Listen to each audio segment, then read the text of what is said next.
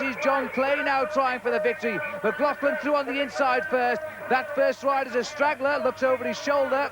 So there is a little bit of confusion here because that's a straggler. This is the race for the line and McLaughlin's going to get it.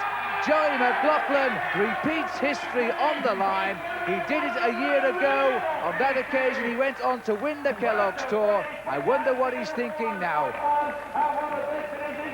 And here he is alongside me now. Congratulations, Joey. The finish line busy this morning, but for a different reason, we're off to Liverpool. You must be very happy that the form is back. Definitely, Phil. I was pleased yesterday, like you say, to come through underneath of Malcolm Elliott. Now, we're two Liverpudlians both going home today, but I think your journey's a little bit more important than mine. Do you think you can go home and win the yellow jersey? I hope so, definitely for the people in Liverpool, because, as you know, Phil, there's going to be a lot of people going to be screaming and shouting today. We don't get many big-time race finishes in Liverpool, do we? That's right, not at all, so let's make today a big special occasion. I'm looking forward to it, Joey. Now, look, we're not going to delay you too long because I know that all the preparations, a little bit of massage and the food to go in the back pocket. Off you go. Best of luck. I'll be shouting for you. I promise not to be too biased. Happy birthday. Oh, crikey. He wasn't supposed to know that. Anyway, Joey McLaughlin then really has a lot on his mind today as he goes off to Liverpool, day 3 of the Kellogg's Tour of Britain. And just to remind you, after the first 2 days that we've had already at Newcastle and at York, and of course yesterday here in Manchester, Malcolm Elliott is setting himself up to be the man to beat. A look then at the overall situation. Malcolm Elliott on top of the pile, leading by 20 seconds from Joey McLaughlin. In third place, Elliott's teammate Sean Yates. Fourth, the world champion Stephen Roach. And fifth, Thomas Wegmuller, Sean Kelly's teammate from the Cass team. A little bit further down the list, you've got Ronan Pensek in 7th slot. And Kelly was the big improver yesterday. He moved up from 10th to 9th overall. That's the overall situation then. And as you can see, a few seconds only separates the leaders. It can all change today. Now, we've noticed a little bit of rivalry developing since this race began in Newcastle between two men, Chris Lillywhite of the Rally Banana team and Mauro Gianetti, the Swiss rider, who's leading the King of the Mountains competition. He rides for La Wyman Swiss team. Now, it all started on the first day on the climb as they came up towards Castleton, and whatever happened out of sight of our cameras, but as they crossed the line, Chris Lillywhite made a gesture to Gianetti as he went over the finish. Now, yesterday, we noticed it happening again, and this time, so too did the judges, because on the climb of the Dog and Gun, it was a close sprint for second place, with Chris Lillywhite being, it looked to me, closed down on by Gianetti, but the judges felt that Gianetti was the man impeded, and they reversed the decision. Lillywhite did not get second place behind Dave Mann here. He was, in fact, relegated to third. I've been challenging him for the King of the Mountains, and as I've been coming past him, he's been trying to switch me into the gutter. So I've just been defending myself and just trying to fend him off. But the commissaires didn't see it that way and reversed the placings on the card yesterday. So that rivalry will go on, and we'll keep an eye on it as we go out on the road today. One man already out on the road very early this morning, Paul McDowell. He's out on the course to give us now the complete rundown on what faces the riders today on the road to Liverpool. Unfortunately, a lot of low clouds spoiling what is one of the most scenic routes from Manchester to Liverpool on this third stage. I'm at the top of the Trough of Bowland. If you've never heard of it or been here, it is in fact one of Lancashire's most famous beauty spots. It's also very well known to a lot of the English riders. There are many races held here. It takes them 1,500 feet above sea level. It's a Category 2 climb. And it's here too that yesterday's stage winner Joey McLaughlin has put in many hours of practice. Well, will that familiarity aid him in his quest to take the yellow jersey from Malcolm Elliott? I'll hand you back now to another Liverpool lad, Phil Liggett, who's going to tell us now which millennium he's in. No, I'm not, Paul, and a year older than last year will have to suffice. Well, the riders then lining up here in Albert Square in Manchester. And a lot of riders, in fact, are local to this area because the northwest of England has turned out some marvellous racing cyclists over the years. Many, many national champions and indeed world champions such as Norman Shiel, who came from Liverpool. Here we are then on the way. And this is Mark Walsham, the British circuit race champion in the Percy Bilton team. Steve Jones in the blue sleeves on the far side there, chatting with the two Fager boys, Malcolm Elliott in yellow, of course, Sean Yates, Steve Sefton on the left. Now, what's happening at the back of the race? This, in fact, is Dave Mann, our breakaway hero yesterday. Seems to be making a wheel adjustment and getting back in the race. And Joey McLaughlin too, dropping back to his team car, driven by team manager Roger Leger, and wow, he's gone. Well, all that's behind the race during the neutralised section, because the flag they're denoting now that the race is starting, and the race now is officially underway. Or is it? It looks as though it's still time for a phone call for Stephen Roach here, the world champion, keeping an eye on things from the back. What would he have done in the days without cellular phones? So here we are now, coming into Rochdale here, the site of the first TV time sprint, and this is Andy Johnson on the attack for the Air Marshal team, and it's good to see this young team having a go. They don't seem to be at all afraid of the competition this year in the race. Johnson then clear. This, I think, the most trickiest of all the sprints so far in the TV time sprint. It goes through a number of chicanes, around a couple of roundabouts as it crosses right through the centre of Rochdale. Well, Johnson has the lead at the moment, but the field are closing up rapidly on him. Remember, the leader of this competition is Nick Barnes. He wears the white jersey. That looks like Barnes trying to move in on the action now in third place. And Nick Barnes going here on the left of the picture. It's a difficult sprint, this one, but he gets it. Good for Nick Barnes, maximum points. Mark Walsham second, and Alan Percy, a new professional of just a few days, in third place. Well, all the way we've been heading out here towards the Lancashire moors, and the low clouds have been coming down and down, and it could be that very soon we're going to be in to the first of the wet stages of this year's Kellogg's Tour. Caping up, Paul, for Stephen Roach. Well, this is a very dangerous time in most of the races, because a lot of the teams send riders back to the team cars to pick up these racing capes, and a lot of riders at the back will struggle to get back onto the climb, because they've been back into the team cars getting racing capes for the team leaders. You can see one of the two of the riders here struggling. Well, they've chosen a bad time, because we're on what is quite a long climb here out of Bacup. This is the first of the two climbs today. It's only a third category. I think the judges a little bit hard here, because this is quite a difficult climb. And we've got Lillywhite up here in second place, who's trying to do well on the climbs. Remember his rivalry with Gianetti. That is Gianetti just over the back in the blue hat. You can spot him. He's riding on the shoulder of Chris Lillywhite. Stephen Hodge here is coming to the front too for the Cass Mavic team, because Sean Kelly is also challenging in this mountains competition. And if you can see the two yellow riders in the background there, Sean Kelly is the one on the left, and he's waiting to see sight of the finish of the climb before he makes a move. As we come up to the, you can see Stephen Hodge there, who's actually leading his own sprint out with, looks like Frederick Vichot is leading out Gianetti before. This is quite a reasonable tactic to keep the speed high, so that the two riders going for the, just back there, it looks as if Sean Yates just nearly clipped a car. They're leading the sprint out, so that the riders going for the sprint don't have to make too long an effort into the wind. So the riders on the wet roads, remember, and they're a little bit greasy because we haven't had too much rain. But now the sprint beginning to be wound up here by Stephen Hodge in the centre of the picture. Lillywhite on the left trying to get round Hodge. Hodge has opened the running for the line then. Remember, Gianetti isn't too far behind in the white jersey there. But we've got Hodge here on the left of the corner. And it looks as though we've also got on the behind him now Lillywhite, Gianetti. These three are going clear. Hodge is making a break for it. Good positioning here by Lillywhite. Kelly's sprung onto the scene there from nowhere. 100 metres to go now. Kelly in fourth place. They've got Gianetti boxed on the inside as Lillywhite opens the sprint. Lillywhite checks out the opposition. He sees Kelly. Good enough though. Lillywhite gets it. Kelly is second, and the judges have awarded Gianetti the third place. So good scoring then by Lillywhite, and the two rivals neck and neck for that one. Well, the very slippery descent here. The riders taking no chances. This is Darrell Webster on the front, a rider who picked up no less than 40 British medals in championships before he turned professional this year, and yet another rider out of action until now because of injury. Well, on the long descent here, the riders keeping it in check at around 45 miles an hour, which for this sort of descent is not terribly quickly. So time for Roach to make another phone call, this time with his cape on. So whatever the subject was earlier, this is the return coming up now. Well, they never cease to amaze me, these bike riders, but they've chosen to neutralise the race a little bit here. The road's drying out again. The world champion shows us off again his rainbow jersey. And in fact, Alan Gornall here now who had been allowed a lead earlier on to go and visit friends in Clitheroe, and he's now coming back to the main field. And this is Stephen Roach here, absolutely sprinting out of the pack, it appears, to speak with Gornall.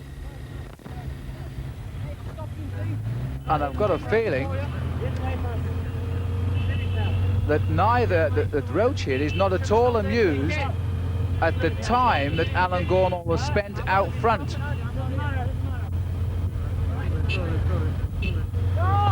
Well, the riders all back together again, and the pack do have this rule amongst themselves that they let riders go out and meet friends, and then they must come back, and it looks to me as though they weren't too bothered earlier on, but they didn't like what happened afterwards. Now we're on to the Trough of Bowland here, heading out now into the wilds of Lancashire. Malcolm Elliott looking a little bit wet and bedraggled for the moment in that yellow jersey, and in fact, Paul, all of the riders looking to me as though they've not enjoyed this early rain. Well, it's hardens up the muscles quite a lot, the rain, and you notice that now that they're getting to the climb, all the riders, although it's still very damp, they're taking off the raincoats so they can breathe a lot better, because you find when you race in these raincoats, it tends to overheat you quite a lot, and when you get to the strategic point, they all start ripping off the raincoats again. Well, there's plenty of action going on at the front now as the field is beginning to be strung out a little bit. One or two news is reaching us in retirements today, I'm afraid. Pascal Richard, the world cyclocross champion who crashed out of the Tour de France, has abandoned this morning already. And also Glenn Coltman has left us, so 2 riders out of the race today. And now you can see the field here is now well strung out as they start to come along the main moorland roads.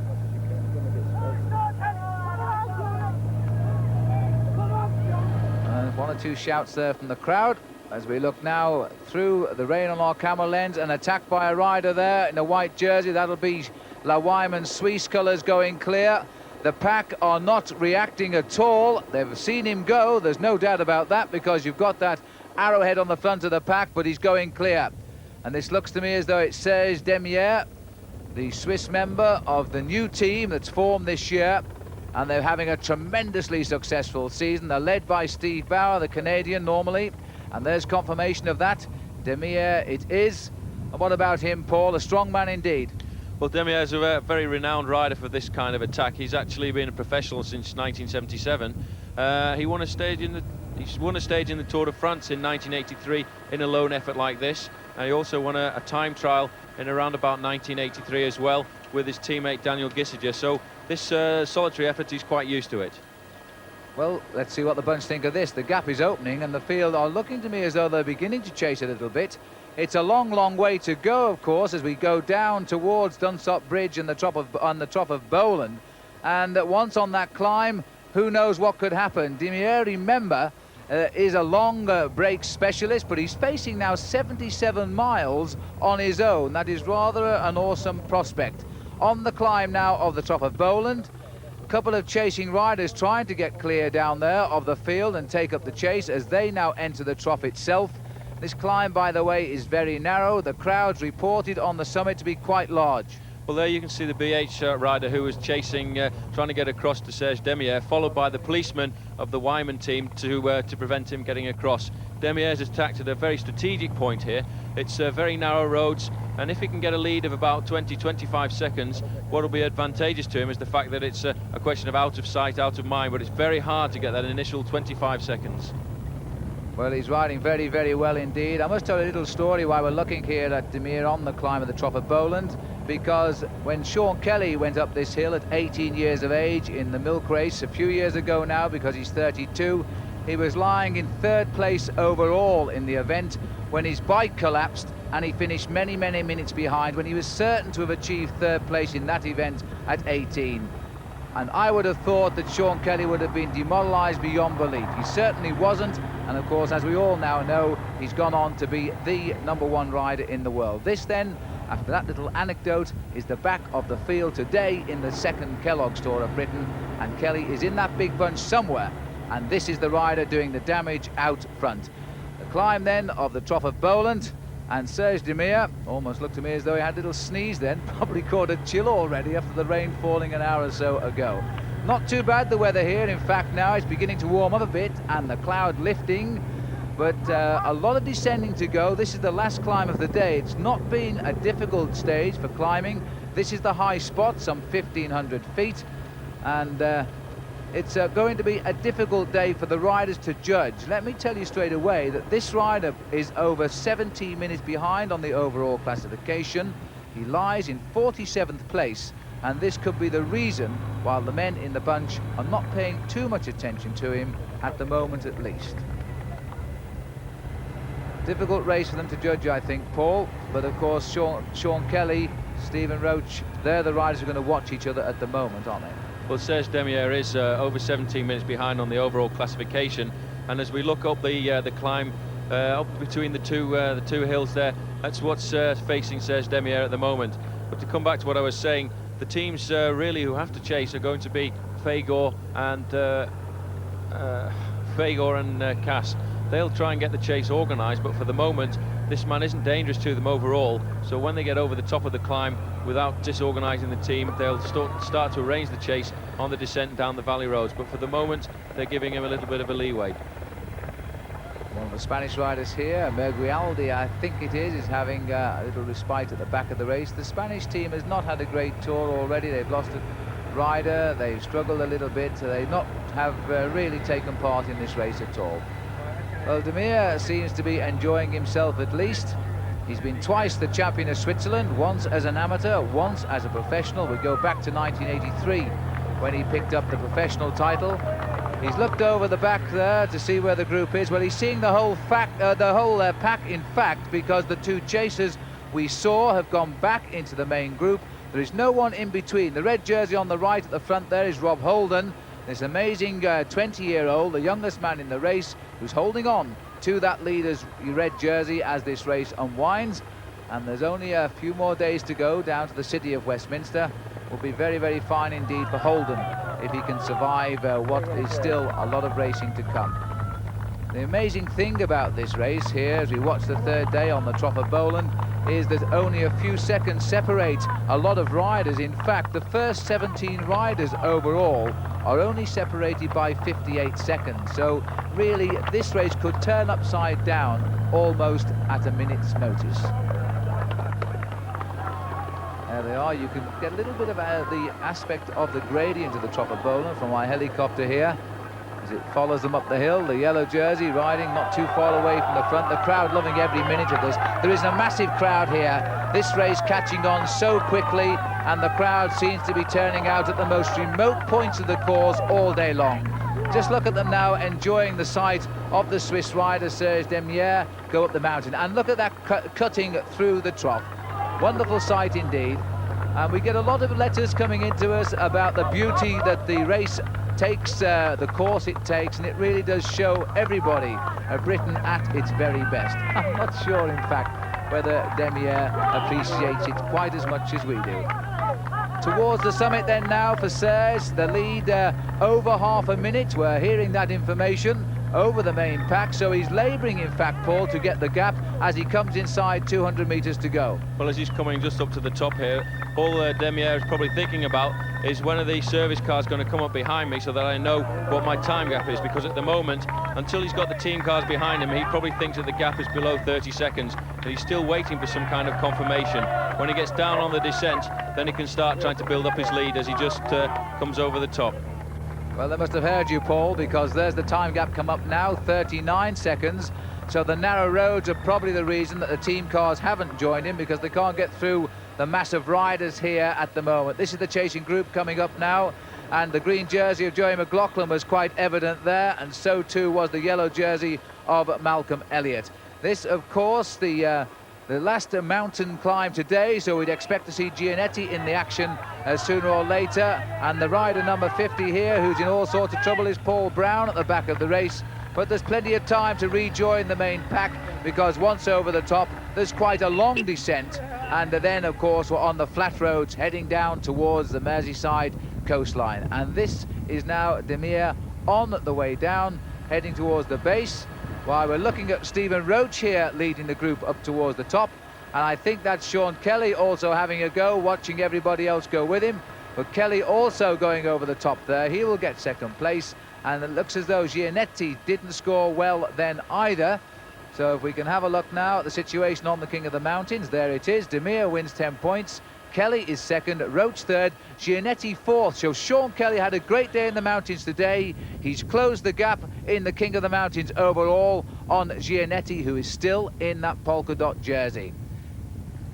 So on the way down the mountain now for Serge Demier, and as the rest of the field still come over the top of the Trough of Boland, the flatlands to come. Join us after the break.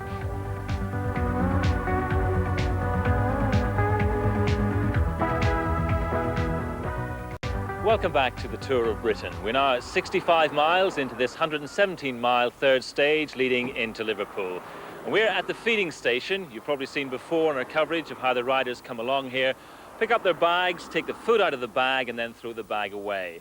They all started this morning with food in their back pockets. By now they've run out. So this is where they're going to get the food to give them the energy to get them down into Liverpool. Now basically what's in this bag, bits of cake, the odd chocolate bar, it's all high in sugar content, designed to react slowly on their body to give them that energy to get them down past 2 sprints and into the city of Liverpool. So now let's go back to Phil Liggett, who's already lunched and fish and chips with a bit of birthday cake as well. Thank you, Paul, and I hasten to add, I was on the move as well. Well, we're back with the leader here now. Let's remind you, he broke away as we approached the climb of the Trough of Boland, and now he's working to try and bring back some of the time he's lost over the last 2 days, because he started this morning over 17 minutes behind the race leader, Malcolm Elliott. And look at this. From our helicopter, we're panning back down the course. The cars in the distance there indicate the location of the main field. I don't actually see the riders. There they are, coming out of the trees, so they're just ahead of all the cars.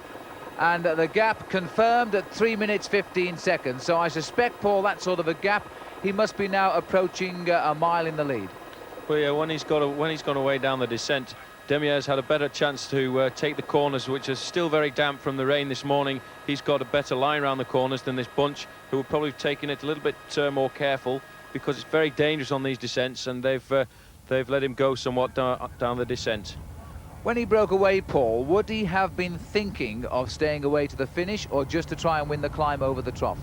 Well, I think the kind of attack that he's launched here is really to try and get away and win the stage, because there's a lot of team tactics involved at the moment. The Fagor team are leading with third-placed overall Sir Sean Yates.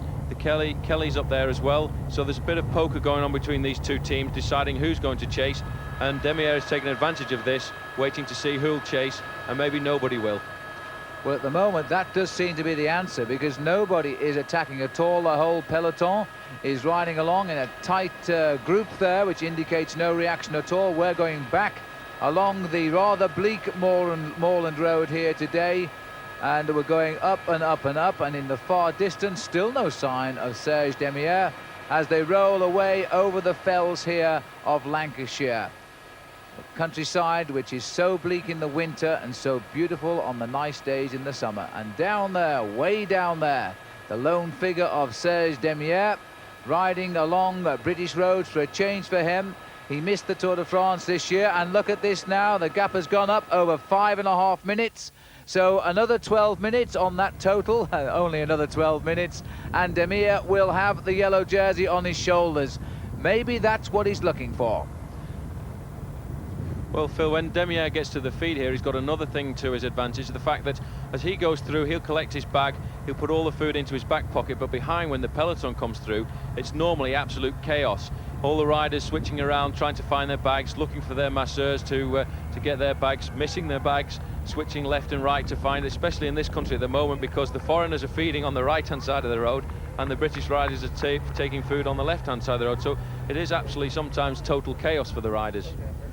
Well, there we are, and Demier, by the way, only speaks French, and he's just shouted across the French masseur. It was, I think, of the Z Peugeot team, and it might well have been for a time check over the pack. Now, out of the bag comes the food that's been so carefully wrapped during the evening and early morning by the mechanics and masseurs, all in the back pockets. This is the main field now, led by Bernard Richard, a teammate, the 5th member of the Fagor team, and the one we haven't seen too much of during the attacking riding by that team. Here's the main field, then into the field. World champion Roach snatches the food for the day. So too Robert Miller, and there goes I think it was Bernard Richard also taking his bag.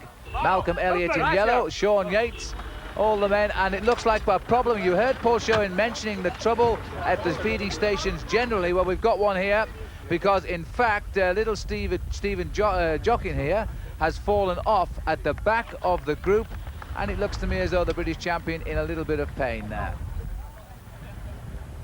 Roach now riding at the front, no-handed, unpacking the food bag, and again, Paul, still no sign at all of a reaction. Well, the riders obviously realised Demieres are nowhere overall because they'd have been informed by their team managers, and there's no time yet as Roach is coming up to offer he's offering a Mars bar to the cameraman. He's obviously got a lot of spare food today. He's in high spirits too. He's made a couple of phone calls. That's probably ruined the race budget for the year. And now we're back with the leader here, talking to the race organiser, Alan Rushton.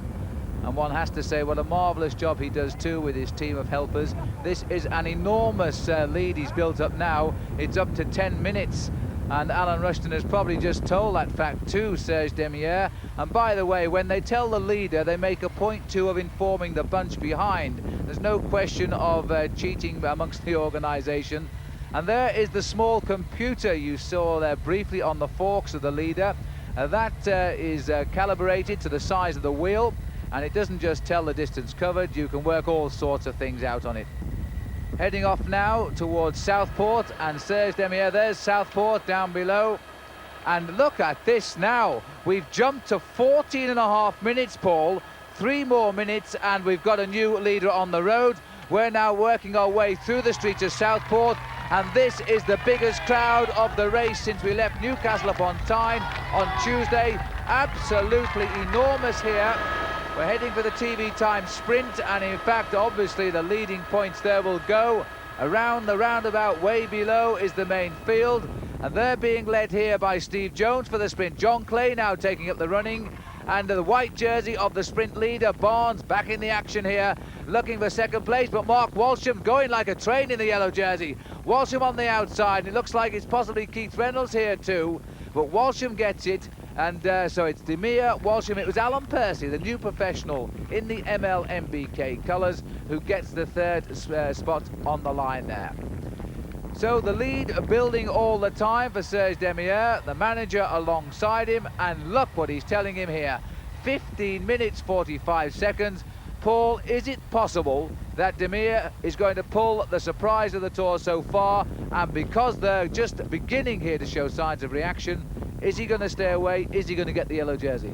Well, they've given him his leeway now, and as you can see, the Fagor team moving to the front. They will start to organise, and possibly with a little bit of help from the CAS team, they'll start to chase, because he's been away for a long time. This rider can gain something like 15 minutes, but the bunch can close down on that incredibly fast over the last hour, hour and a half.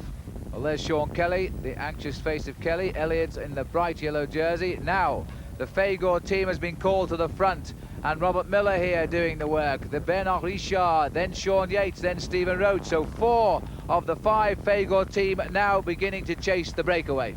Well, this again is a tactical move. They're not working here to win the race. What they're doing now is to chase down Serge Demieres to limit his time gap, as they're taking it in turns to move into the wind. Sean Yates coming through here is doing his turn into the wind to take this speed up to speeds around 35 miles an hour. And the face of Stephen Roach there. I wonder if he'd like to make a phone call now or give me a Mars bar. I think the answer will probably be a pleasant no. We're back with the leader here then. Number 35, Serge Demieres. The longest break of the Tour of Britain this week, that is for sure now. And his lead, though, is beginning to tumble. 11.9. We've turned, by the way, into a vicious headwind since we left Southport, and it looks as though that headwind is taking its toll. A split here now in the front group. We're on the outskirts of Liverpool, and this is Keith Reynolds, who's openly attacking for the ML team. Roach is come up to him. That's a little bit of a surprise, but Roach is looking for a good ride here, and it looks like Mike Doyle from nearby Chester, just over the Mersey there, is also looking for a little bit of local glory. Mike Doyle then taking up the pacemaking. Roach in second place and Reynolds in third place. Stephen Roach, by the way, a few seconds lead here could give him the yellow jersey off his teammate Malcolm Elliott, because he started the day in 4th place. I think the reason Roach is working here is to try and take a little bit of pressure off his team and make Cass chase. So now we've got Serge Demier approaching the circuit. In the distance there, the tower of the Liver building with the famous Liver bird on top of it. This is the city of Liverpool, and it's a Swiss rider, Serge Demier, who's bringing the whole of the Tour of Britain into the city.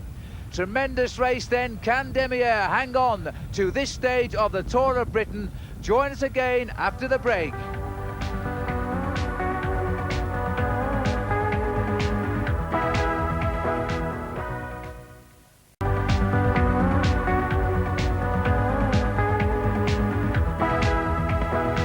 Welcome back to the city of Liverpool for the final part of the third stage of the Tour of Britain. A stage in which we've seen Sean Kelly do very well indeed in those 2 climbs, and so proving a real threat to Gianetti for that title, King of the Mountains.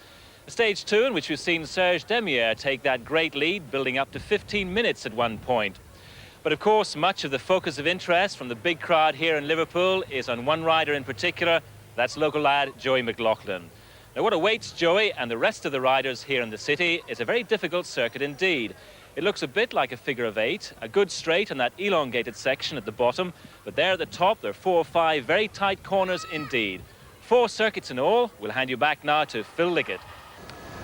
Thank you, Paul. And now all that remains for Serge Demier is the quick sprint around the city of Liverpool. He's coming here onto the circuit with a lead of just about 8 minutes. That's all that's left now. At one stage, we were thinking of Serge as the new leader of the Kellogg's Tour. Now he's hanging on and hoping for just the victory at the finish. This undoubtedly the biggest crowd of the Tour so far. The streets of the city of Liverpool absolutely packed to capacity as Serge Demier of Switzerland now starts his final 4 laps of the city centre, and the whole field are on the outskirts themselves now of the circuit. There you can see the crowd as Serge Demier comes through. His lead just 8 minutes as he comes along William Brown Street, past the galleries, swinging left at the top. And this, Paul, has been a big gamble for Serge. Here we have the chasing group that broke away on the outskirts with the whole field there. Just behind Stephen Roach in white, Mike Doyle at the back. Masked by the other 2 is Keith Reynolds. Doyle here from Chester. And now we're back with the leading rider on his circuits now. Something like 4 laps to go. Well, it's still a long way to go for Demier, because in something like the last 10 miles, a rider on his own can ride at 25, 26 miles an hour and lose something like 5 or 6 minutes. As we go back to Stephen Roach here, leading the chase with Mike Doyle and Keith Reynolds sitting in there. Well, this is a good move by Roach, because he may well steal the seconds that could suddenly switch the yellow jersey from his teammate Elliott to his. And what a comeback that would be for Stephen Roach. He couldn't really have expected to be the race leader, surely, of this race so soon into his rehabilitation. There's the leader, Serge Demier now. There's one more TV time sprint to come today. And of course, there is a couple of seconds bonus there for the winner, 3 seconds in fact. And Demier really won't need those few seconds now, because he was looking originally for 17 minutes.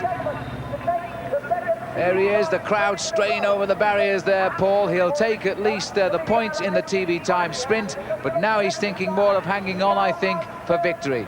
Yes, because he'll still be having the time checks coming from his team manager, and this little climb up here by St George's is extremely difficult after 117 miles, and all Demier is thinking about now is keeping his speed up around 24, 25 miles an hour, maybe glancing at his mileometer every now and again to try and keep that speed up, but knowing that the bunch will be boring down behind him. But the bunch is not quite come down on Stephen Roach at the moment, who's chasing Demier quite incredibly.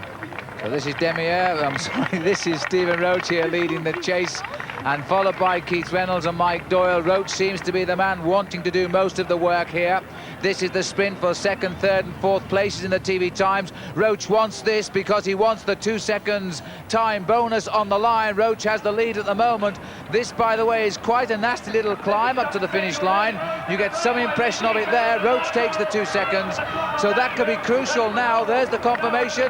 Demier gets 5 points, Roach and Reynolds, but of course it's the time bonus that Stephen Roach wanted, because now if he can hold up the pack here, led by Adrian Timmis and Gilbert Duclos-Lassalle, the riders causing concern because Joey McLaughlin's second place is also in danger overall. McLaughlin on the left of our picture in that green jersey. That looks like the Pocket Rocket having a go, the rider that crashed at the feeding station, Steve Jockin now.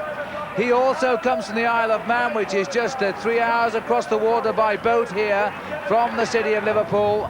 And now we're back with the 3 leaders on the back of the circuit, and Roach anxious now, not getting enough work rate, it seems, out of the other 2 riders. Roach is having to do a lot of the work himself. It's amazing to notice how Stephen is riding after his break as well. 9 months out without very much competition. All the riders in the bunch at the moment are absolutely incredulized at the speed that he's can come back. He's got that pedalling back, and if you look here, he's really pedaling as he was doing in the big days when he won the Tour de France and when he won the World Championships, but really grimacing now. This is the time when he's thinking about taking the yellow jersey from the shoulders of his teammate, but it's a help to his teammate Malcolm Elliott because it's forcing the other teams to chase. And in fact, speaking to him in French, there's the assistant race chief referee, Jerry McDade, because Demir hasn't a clue what is being said in English, and he's told him, in fact, that this chasing group is underway as well. Mike Doyle here, and Keith Reynolds and Roach. Now they're overtaking Demir here. Demir came onto this circuit, let me explain straight away, Demir came onto this circuit 1 lap ahead. They've now pulled back the time because Demir on the circuit is losing approximately 2 minutes a lap to the chasing groups. There's the main bunch.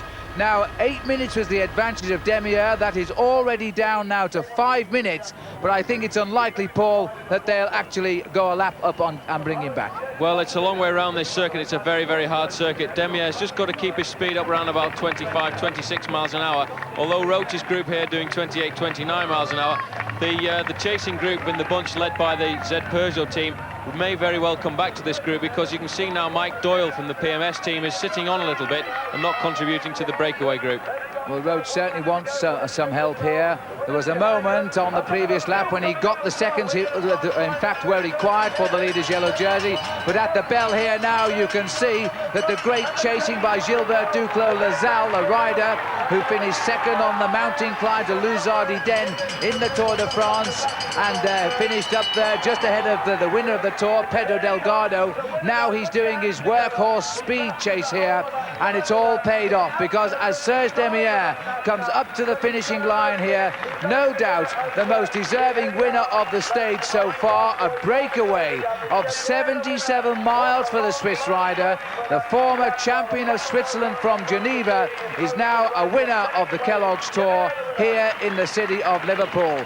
But this is the race at the back amongst the leaders themselves, and the hard chasing by the Z Peugeot boys has done the trick, because they've brought back Stephen Roach. But Demir isn't worried, and why should he be? Because for him the day is already over.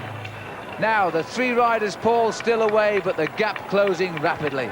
Well, they've done the ideal thing here as well. If you notice, the break came back together very much down the descent, but these riders decided we don't want to give up. We've been away for a spare time now, and Mike Doyle now thinking about possibly getting second place on the stage. He's decided to try and work a little bit, as Keith Reynolds from the ML team is coming through, working a little bit. Roach trying to come through there as well. Well, Harry Reynolds, by the way, the father of Keith, was a rider in the Tour de France almost 30 years ago. And now Keith's going to show his dad what he can do. There he is on the front of the race. He's the man on form for the ML MBK's team. And he made the attack, by the way, that Roach was very quick to spot on the outskirts of Liverpool. And so too is Mike Doyle, who knows these roads like the back of his hand, because he comes from Chester. There's Mike coming through on the inside, working well. Now Roach assessing the attack here now, and he seems to be deciding that it's not going to work, because he's no longer participating in the breakaway. May well be deciding on seeing what he can do in the sprint finish. There's the field, Paul, and now quite clearly they're out to pick him up. Well, they're really stringing out there, and you could just see Gilbert Duclos-Lassalle suffering at the back, which is a sign of how fast this race really is. Roach, now having decided this break is not going to succeed, has decided not to contribute anymore, and he'll probably notice very soon the bunch will come back and the junction will be made. Absolutely right, Paul, and it has been too. So as we come to the finish of the race here, the field has come all together. We're going to be treated then, it would seem, to another great sprint finish here in the Tour of Britain. Reynolds still not willing to give up, and don't forget, psychologically, if there's any relaxation, then he'll be away again. And Roach goes. That's why Roach wasn't working. The psychological point, let them think they've caught you and then jump them again. And Roach has done just that, the clever tactician of the world champion.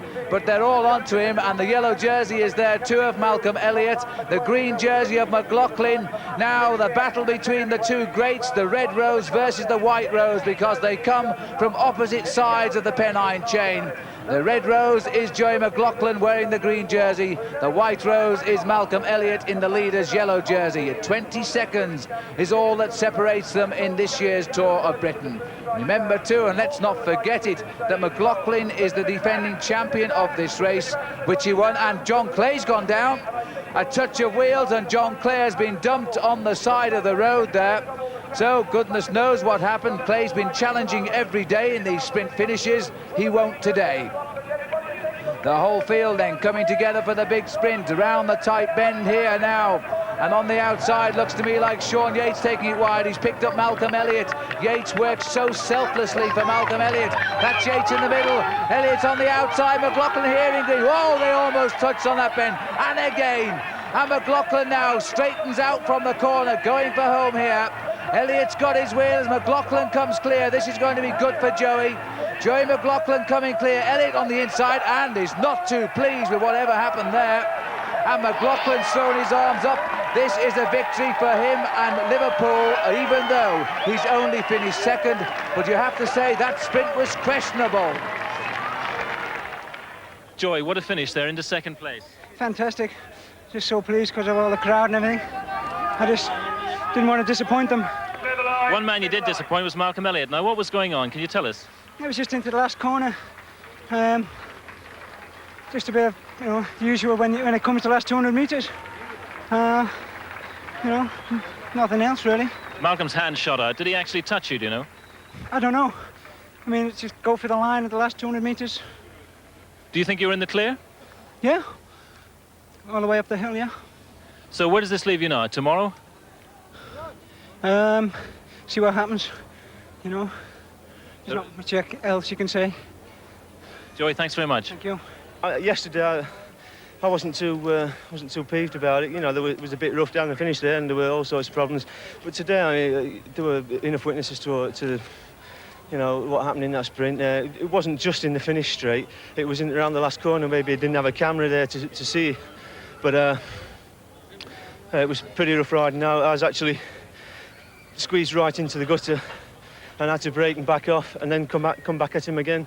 And I was coming left and then right, and I would have come. I would have come back and was coming back at him, but when there's cameramen, photographers all over the road, in the corner of the road, in the edge of the road, I'm trying to come past, and of course it was coming across as well.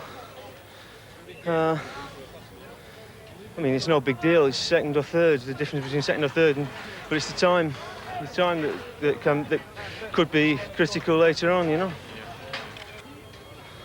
You actually touched them there when you're coming in. In the last corner, yeah, my handlebars, he came along the top of me and cut into the apex of the corner, and actually hit my handlebars, and my front wheel touched his chainstay, and at that speed, I was this far from the barriers. So to back off and come at him again, as you saw, and then with 50 metres to go, that was when I got tightened over to the right here again. So I'm not at all happy about it. You didn't look too happy as your hand shot out at him either. Well, I mean, that says it all, doesn't it? Well, as you can see, the two riders coming round here, it's very difficult at this stage of the game. The riders know that the first man into the corner is the man who's got to... the first man into the corner is the man who's going to win, because it's such a short finish up here. As Joey's coming round the outside, there's an unwritten law that bike riders have that you don't make an opponent fall, but everything else is really feasible. As you can see, Joey leaning over a little bit there. He doesn't probably know that it's Malcolm behind him. He's trying to get around the corner, get the best line that he can, and Elliott was surprised by the severity of the corner as he was trying to come outside Joey McLaughlin, who was taking the better line. then as they come up the finishing straight, you can see Joey's bike is all over the road here. Now, this is one of the things that he always does when he sprints. He gets every little bit of energy out of his body. As you can see him looking round to see Malcolm Elliott there, he's throwing his bike, getting every last bit of energy out of it, and really, it's the way he's always sprinted. He's done this a few times. He's just so strong that he's trying to get his bike and every little bit of energy out of him. Malcolm trying to get up there, but because of the movement that Joey's throwing his bike around as he is doing, really it's hard to say whether as there really is any infringement. And I think really that Malcolm was a little bit upset that Joey had beaten him in the sprint in his hometown. Well, there we are. Paul Sherwin's opinion, I think a very fair assessment indeed there of that sprint finish. And there you can see the applause here for Joey McLaughlin, because it has been announced that McLaughlin is in the clear now, and he takes second place, and the crowd here in Liverpool love it. There is the overall situation in the points. Malcolm Elliott leads for the green jersey, McLaughlin is second, and Kelly is third. And Malcolm Elliott here, the man who keeps the yellow jersey today but loses a couple of more seconds in the overall time because of that sprint finish, because remember there are bonuses for the first 4 men to finish every day, so McLaughlin keeps nibbling away every day at Malcolm Elliott's yellow jersey. He can't feel safe yet, that is for absolute certainty.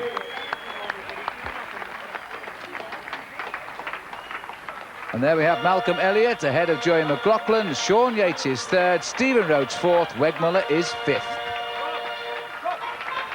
Joey, you look a bit happier now. Definitely, yeah. I mean, wouldn't you be if you come home to this? Definitely. You seemed a bit confused at the end. Did you realise you'd come in second? Yeah, definitely, but I just wanted to please, for the crowd, for cheering me all the way around. And it's good to see a smile for the man next to you, Malcolm Elliott. Oh, definitely. I mean, Malcolm's professional, the same as me, and he understands, The last 200 metres is a battle anyway. Nice to see the arms going around each other. They're doing different things when you come into the finish. Well, it's just because we're riding against each other, it doesn't mean to say that we're not good friends. We've ridden a fair while, a couple of years or so together, and we know what you can get away with, and I think we were stretching it a bit there. But if the judges say, I'll just stick by the judge's decision. Did you actually appeal? I've not appealed. I've made a protest, and the judges have looked at the film and they've made their decision, and that's it. Well, a deep breath, because it all starts again tomorrow, out of the hometown, Joey. Definitely in the morning, so hope the same crowd turn out tomorrow. And Malcolm, Team Fago will be pulling you along again? Well, if they've got any strength left, they did so much, worked so hard today, and I just hope they can keep going until Sunday. Well, thanks very much to both of you. Both of you going out for a quiet drink now together? No. Have a good sleep now. Put the feet up. Well, there you are. Happy ending in the end. Serge Demier won the stage. McLaughlin was second. Elliott was third. Kelly was fourth. Well, what a marvellous finish, and didn't Joey McLaughlin do well in his home city? Well, we owe another debt of thanks here today, because that last 20 miles of the race was in front of record crowds for this Kellogg's Tour of Britain, and the gentlemen behind me here from Merseyside Police deserve a big pat on the back, and I'm sure you'll agree. Well, tomorrow for the riders, a double day in store. In the morning, a ride to Stoke-on-Trent, a short break, and another long ride then to the city of Birmingham. This Kellogg's Tour of Britain, far from finished yet. Malcolm Elliott, watch out. Good night.